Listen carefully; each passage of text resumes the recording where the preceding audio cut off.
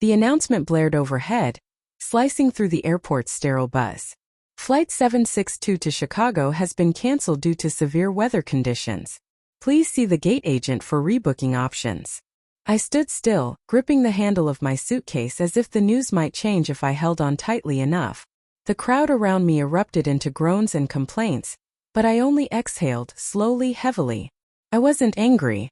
I was just tired. The conference had drained me, and the flight back home was supposed to be my relief, my quiet return to an empty, predictable evening. My husband passed 5 years ago, and though the ache still lingered, I'd grown used to my solitude. My home, our home, had become a cocoon. Peaceful. Sacred. So when the flight was canceled, I took it as a sign. Maybe the universe wanted me home tonight. The rain hit like needles against my windshield as I drove back through the sleeping suburbs, headlights cutting through the watery darkness. My son, Ethan, and his wife, Clara, lived 2 streets over, but we hadn't spoken much in weeks. Tension had started creeping into our conversations, little things mostly about money, boundaries, and that word they love throwing around, inheritance. Still, I trusted them. They were family. I turned onto my street, the familiar trees swaying in the storm, the porch light I'd left on glowing faintly through the rain. My chest relaxed at the sight of it, home. But then my heart jolted. 2 figures stood on my porch.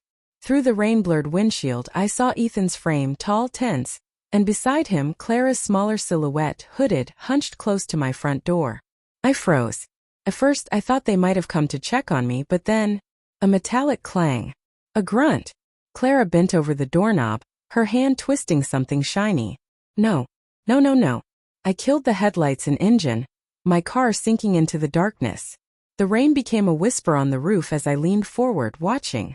Ethan looked over his shoulder, scanning the street. Clara hissed. Just hurry up. You said she wouldn't be back until tomorrow. I'm trying, he snapped. The damn lock won't budge. My pulse thundered in my ears. I could barely breathe. They were trying to break into my home. For a long moment I couldn't move. My brain struggled to wrap itself around the sight. My own son jamming a metal rod into my lock while his wife urged him on. Finally, instinct took over. I grabbed my phone, hands trembling, and snapped a photo. Then another. And another. When Clara finally hissed, "Forget it, let's just pry it open." And Ethan stepped back, raising a crowbar from under his jacket. Something inside me cracked open like glass splintering under pressure. I flung open my car door, slamming it hard enough that the sound cut through the storm. Both of them whipped around, eyes wide, faces ghost pale in the porch light. "Mom!" Ethan stammered, voice strangled. I stood in the rain, soaked to the bone, fury surging through every vein. "What the hell do you think you're doing?" "Mom, wait. It's not what it looks like," Clara blurted, her words stumbling over each other. "Oh really?" I shouted, taking a step forward. "Because it looks like you're breaking into my house in the middle of the night." Ethan dropped the crowbar, the clatter echoing. We thought you were still out of town. We forgot our key." "Your key?" I spat. "You don't have a key. I took it back after you lost the last one." Rain streamed down my face, mingling with tears I didn't even realize were falling. 4 years I'd helped them, loaned money, paid for their wedding, covered Ethan's failed business debts. And still, somehow, I'd become the villain in their eyes. The one with too much control. The one hoarding her late husband's estate. Now, as they stood on my porch, guilt smeared across their faces, I saw something else beneath the shock, something cold, calculating. Clara's eyes flicked to Ethan. "Let's just go," she whispered. "We'll explain later." But Ethan didn't move. His jaw tightened. "Mom," he said slowly, stepping forward. "You're overreacting." I laughed, a raw, bitter sound that barely felt human. "Overreacting? I just caught you breaking into my home. Because we thought you might have fallen." Clara interjected, voice high and false. "We were worried. You haven't answered your phone all day." "Oh, spare me," I snapped. "You didn't know my flight was canceled, did you?" Silence. That was it. That small damning pause told me everything. They'd expected me gone. They'd planned this. "Get off my property," I said, low and shaking. "Right now." Ethan hesitated, rain dripping off his chin. "Mom, please. Just let us explain." "Now."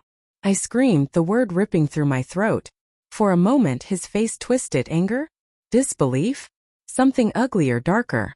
But Clara grabbed his arm and dragged him down the steps, muttering something I couldn't hear. I stood there long after their car disappeared down the street, watching the shadows melt into the storm. My hands shook so violently I could barely fish my keys from my bag.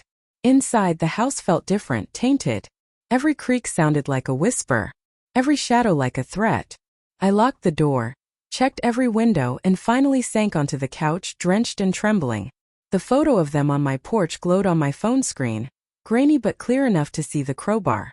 I wanted to believe there was some innocent reason, maybe a misunderstanding, a panic moment blown out of proportion. But deep down, something in my gut, the same instinct that's kept me alive through loss, through grief, through motherhood, whispered otherwise. They hadn't come to check on me. They'd come to take something. And now they knew I knew. I barely slept that night. Every sound, every whisper of wind against the windows made my heart jolt. I kept checking the locks over and over until dawn seeped through the curtains. By morning, the house smelled of cold rain and unease. I sat at the kitchen table with my phone in hand, the photo of Ethan and Clara still open on the screen. The image burned behind my eyelids. Ethan's face, my son's face, so focused, so determined as he jammed that crowbar into my lock. What were they after? The jewelry? The documents? The safe behind my closet wall that only I and my late husband knew about? Or was it something worse, something I hadn't even imagined yet? I called the locksmith first, then my lawyer. By noon my locks were changed, and I'd added new security cameras that streamed straight to my phone. Still, the ache wouldn't leave my chest. Because it wasn't about safety anymore, it was about betrayal. Ethan didn't call that morning. Neither did Clara. No apology. No explanation. Just silence, thick and deliberate. I thought about calling him, but something inside me refused. I wouldn't chase after someone who'd tried to rob me. Even if that someone had once been the boy who held my hand when his father's coffin lowered into the ground. 2 days later, I finally saw them again. At the grocery store. They didn't notice me at first. I was halfway down the aisle when I heard Clara's voice. A sweet, artificial tone that grated against my ears. I told her she shouldn't be living in that big house alone. It's too much for her. It's not safe, Clara said, tossing a box of cereal into the cart. Ethan chuckled softly. Yeah, well, once she finally moves into assisted living, we'll take care of the place. Maybe rent it out. My blood turned to ice. Assisted living. Rent it out. I gripped the cart handle so tightly my knuckles went white. They spoke about me like I was already gone. Like my home, my life, my memories were just waiting for them to inherit. I stepped forward before I could stop myself. Interesting plan, I said coldly. They both froze. Ethan turned first, guilt flashing across his face. Mom, hey, I was just what? I interrupted. Discussing how to evict me from my own house? Clara blinked rapidly, her voice syrup-sweet. You must have misunderstood. We were just worried about you being alone. Worried? I snapped. Like how you were worried the other night when you tried to break into my home? Several heads turned from nearby aisles. Clara's smile cracked, her cheeks flushing. Ethan stepped closer, his tone low. Can we not do this here? Oh, we're doing this, Ethan. My voice shook, but I didn't care. Because I want to hear your explanation. He glanced around, jaw tight. Mom, you're blowing this out of proportion. We just thought you might have fallen. The door was locked and we panicked. With a crowbar? I hissed. You were going to rescue me with a crowbar? He said nothing. His silence said everything. I felt the burn of tears behind my eyes but forced them down. You've changed, Ethan. You and Clara both. I don't even recognize you anymore. Clara crossed her arms, voice dripping venom. Maybe you just can't accept that your son's grown up, and your money isn't your leash anymore. The words hit like a slap. The people nearby pretended not to listen, but their eyes followed us down the aisle. Ethan grabbed Clara's arm. Enough, he muttered, but she shook him off. No, let's say it, she continued. You use your money to control him. You make us beg for help, then throw it in our faces when we can't pay you back. You think generosity gives you ownership. I stood frozen, because buried inside her cruelty was a grain of truth. I had helped them, and yes, I'd held it over them sometimes. I'd been proud of my sacrifices. Too proud, maybe. But that didn't justify what they'd done. I swallowed hard. You can twist this however you want, Clara. But what you did was criminal. Her lips curled. Prove it. My heart stopped. The challenge in her eyes wasn't fear, it was confidence. They knew. They knew I wouldn't go to the police. Not against my own son. Not when the gossip would spread like wildfire. Ethan looked away, shame flickering briefly in his eyes before fading into something colder. Let's go, he muttered, steering Clara toward the exit. I stood there, shaking, surrounded by strangers pretending not to stare. That night I poured myself a glass of wine and sat in the living room. The storm of betrayal swirling in my chest. Was I overreacting? Had grief turned me paranoid? No. The photo on my phone reminded me I wasn't imagining it. Still, part of me ached for him. For the boy who once left little paper hearts on my pillow when I cried after his father's death. For the man who used to call me his anchor. Now he was drifting, no sinking, and dragging me down with him. I needed to act. Not with anger but with precision. So I started small. I visited my lawyer again and updated my will. Quietly. Thoroughly. Ethan and Clara's names disappeared from every document. Then I withdrew access to the joint account I'd once set up, for emergencies. By the end of the week, I'd sealed away everything they could possibly reach. My assets, my house, my peace. But guilt kept creeping in, whispering he's still your son. I tried to silence it. Until the night I caught someone outside my window. It was past midnight. I'd fallen asleep on the couch when I heard it. A crunch of gravel, the faint scrape of metal. My body went rigid. I turned off the lamp and crept to the window, heart pounding. The motion light flicked on, illuminating a shadow crouched near the side door. A figure. A hood. Then Clara's face. I watched, stunned, as she tried to pry the window open, muttering into her phone. Yeah, she's asleep, just hurry up and bring the truck, she whispered. The truck. Something inside me snapped. I grabbed my phone and dialed 911, my voice trembling but clear. This is Margaret Hill, I said. There's someone trying to break into my house. And I have proof. When the police arrived, red and blue lights danced across my walls. Clara froze as the officers approached, caught like a thief in a spotlight, which is exactly what she was. Ethan showed up minutes later, barefoot, pale, furious. He shouted, pleaded, cursed, but the evidence spoke louder. The video feed from my new cameras, the crowbar in Clara's hand, the recording of her whispered call. They didn't arrest him that night, but they took Clara away in handcuffs. And Ethan, my son, my only child, looked at me like I'd killed him. Mom, he said hoarsely. How could you? My voice broke as I whispered. How could you? He didn't answer. He just turned and walked away, into the flashing red light. I stood there until dawn, surrounded by police tape and silence, wondering when love had become the most dangerous thing in my life. The house felt heavier after the police left. The silence didn't comfort me. It pressed down, thick and airless, like the pause between a wound and the scream that follows. I walked through every room, locking and relocking the doors, checking the windows even though the officers had already secured them. I didn't trust the locks anymore. I didn't trust anything anymore. There was still mud on the porch, half a footprint in the shape of Clara's shoe. I stared at it until the rain washed it away, a small mercy I hadn't asked for. That night, I sat on the edge of my bed with my phone in my hand, watching the grainy recording from my new cameras. Clara's face lit by the porch light. Her whisper into the phone. The way Ethan appeared seconds later, looking over his shoulder before she was caught. I played it again and again, searching for something: regret, fear, hesitation, but all I saw was calculation. He hadn't stopped her. He hadn't even looked surprised. I should have felt anger, but what came instead was grief. Not the kind that screams and claws and shatters things, but the slow kind, the kind that seeps through your bones like cold water until you can't feel warmth anymore.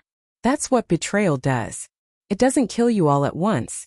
It just erodes you until you forget what trust used to feel like. Days passed without a word. Then weeks. Clara's arrest was the talk of the town, but I didn't care about gossip. I cared about the silence. The empty space where my son should have been. When he finally came, I almost didn't open the door. It was late afternoon, the sky swollen and gray, the smell of rain hanging heavy in the air. He stood there looking thinner, paler, His eyes rimmed red like he hadn't slept in days. "Mom," he said quietly. I let him in. Not because I was ready, but because I needed to see what was left of him. He sat on the couch like a man sitting in front of a judge. His hands trembled when he spoke. "Clara's out. On bail." I nodded. He kept talking, the words spilling out faster, desperate. "She's pregnant. And she's saying it was all my idea, that I made her do it. I swear I didn't know she'd actually go through with it. I didn't think she'd." He trailed off, his voice cracking. "I didn't think." I wanted to laugh. "That's your pattern, Ethan. You never think until it's too late." His shoulders slumped. "You think I don't feel guilty? I hate myself for this." "Then why are you here?" I asked. He looked up, eyes glistening. "Because I need help. Please. I lost my job. The company let me go after the arrest. Clara's losing it, the baby's coming, and I can't." He stopped, shaking. "I can't do this without you."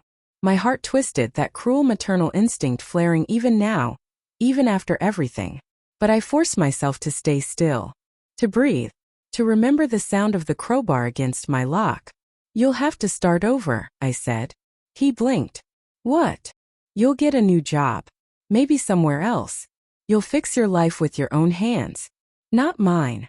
He stared at me like he didn't recognize the woman in front of him. "Mom, please. Just this once. I'll pay you back." "No." His face hardened. "You'd rather see your grandchild suffer than help your own son?" I didn't flinch. "I'd rather see my son finally grow up." He stood abruptly, the same rage I'd seen when he was 16 flashing across his face. "You've changed," he hissed. "No," I whispered. "You have." He left without another word, slamming the door behind him. The sound echoed through the house, rattling the picture frames on the wall. The family portrait fell, the glass shattering across the floor. I stared at it for a long time, the fractured image of us staring back, 3 faces splintered by thin cracks of truth. After that, the silence returned. It was colder this time but cleaner, like air after a storm. The police case dragged on. Clara moved out of town, staying with relatives until her hearing. The gossip eventually dulled. Life went on, though it didn't feel like mine anymore. But healing is strange. It creeps in quietly. You don't notice when the ache softens, only that one day you wake up and it doesn't consume you. I started tending the garden again, repainting the porch, cooking for myself. Little rituals of ownership. Little reminders that I was still here. Then one afternoon, an envelope arrived in the mail. No return address, just my name written in familiar handwriting. Inside was a single piece of paper. "Mom, you were right. I didn't deserve your help. But I'm trying to earn it now. Clara had the baby last week. A girl. We named her Grace. She has your eyes. I hope she never makes the same mistakes we did. Love it." I sat there reading it again and again, until the ink blurred through my tears. Grace. The irony wasn't lost on me. Maybe forgiveness was something you had to give before you could ever receive it. I folded the letter carefully, placed it in my dresser drawer, and stood by the window. Outside, the evening light stretched long across the garden, soft and forgiving. The air smelled of lilac and rain, new beginnings. For the first time in months, I smiled. People think revenge means rage. But I learned something different. Revenge isn't always fire or fury. Sometimes it's silence. Sometimes it's walking away and finding peace where pain used to live. Sometimes it's knowing they'll have to live with the weight of what they did while you finally learn to live free of it. I made my peace by keeping my home, my dignity, my truth. I didn't need to ruin them. Life would do that better than I ever could. My revenge was surviving, calmly, quietly, completely. Every morning since, I've made my coffee, sat by that same window, and watched the light shift across the walls. I still think of Ethan, of Clara, of the baby who might grow up not knowing the woman who refused to be broken. But I hope someday she does know. I hope she hears my story and understands. Love doesn't mean surrender. Forgiveness doesn't mean weakness, and peace, real peace, is the sharpest revenge of all.